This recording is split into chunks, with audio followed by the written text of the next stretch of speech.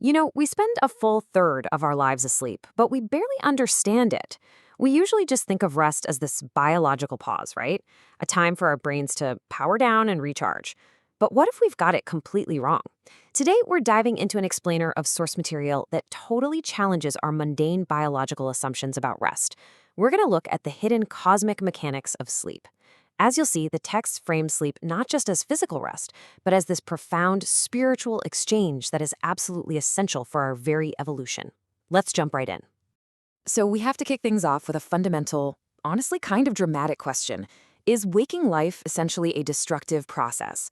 It sounds intense for sure, but the source text suggests that our everyday consciousness, our sensory perceptions, our waking thoughts might actually be a wearing out process. While we're awake, we are strictly bound to earthly forces, literally exhausting the life forces within us. So we've got to ask, is sleep actually this hidden cosmic exchange that ensures our survival? Think of it like a giant cosmic scale. On one side, you have waking life, which is portrayed as a destructive, wearing out process tied strictly to the forces of the earth. During the day, our human individuality, our I, and our astral body literally exhaust themselves. Then on the other side, you have sleep. Sleep provides the absolute vital necessity for the cosmic restoration of those drained life forces. It's this elegant, almost poetic contrast between daytime logic and the restorative forces of the midnight realm. Waking breaks us down, sleep is the spiritual necessity that builds us back up. Now, you might be wondering, if this incredible rejuvenation is happening every single night, why are we completely oblivious to it? Well, it's because this restorative cosmic exchange is intentionally veiled from our waking consciousness. And there's a really good reason for that. To put it simply, our modern intellect would just get in the way. If we were consciously aware of it, our brain-bound analytical minds would actually interfere with the soul's ability to facilitate the reanimation of our physical organism undisturbed. It has to happen in the dark, so to speak. Okay, so to really grasp how this restoration actually works, we have to look through the lens of clairvoyant consciousness at our esoteric anatomy. Specifically, we need to talk about the I aura. This is the spiritual principle of human individuality. And the texts tell us that this I aura, along with our astral body, literally unites with star forces the moment we close our eyes. This is where the hidden mechanics get truly fascinating. During your waking state, your I aura is basically this unified oval shape that permeates your entire physical being. It's totally intact. But right around midnight, in a healthy sleeping person, that unified energy field does something wild. It completely splits in the middle into two distinct parts. It fundamentally fractures to perform its nighttime restorative work. Let's look at what happens to that bottom half first. The lower aura remains densely intertwined with your physical and etheric bodies, specifically down in the torso. Clairvoyant vision paints a really vivid, heavy mental picture here. It appears dark, opaque, and threaded with intense red shades. It's a dense, heavy energy because, well, it has to be. This dark red quality binds with your physical form to actually stimulate physical repair and restoration.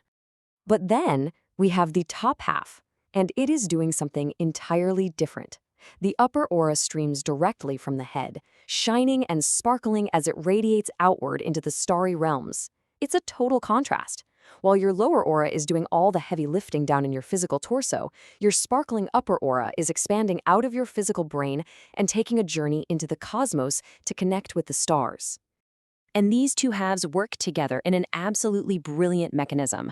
The texts state, and I quote, "The upper aura develops forces of attraction which it draws from the star world to attract the forces coming from below so that they may rejuvenate man." Basically, this shining upper aura acts like a giant spiritual magnet. It gathers up that cosmic energy from the stars and pulls those dense, restorative energies of the lower aura upward, completely vivifying your entire being. Now, we haven't always experienced this completely unconsciously. Let's shift our perspective historically for a second. Today, modern humanity operates heavily with brain-bound logic, right? We have a very detached theoretical understanding of the cosmos. We just look up at physical stars. But the texts explain that the ancient Egypto-Chaldeans possessed an instinctive knowledge, a direct, lived astral experience of this cosmic rejuvenation that was entirely different than ours.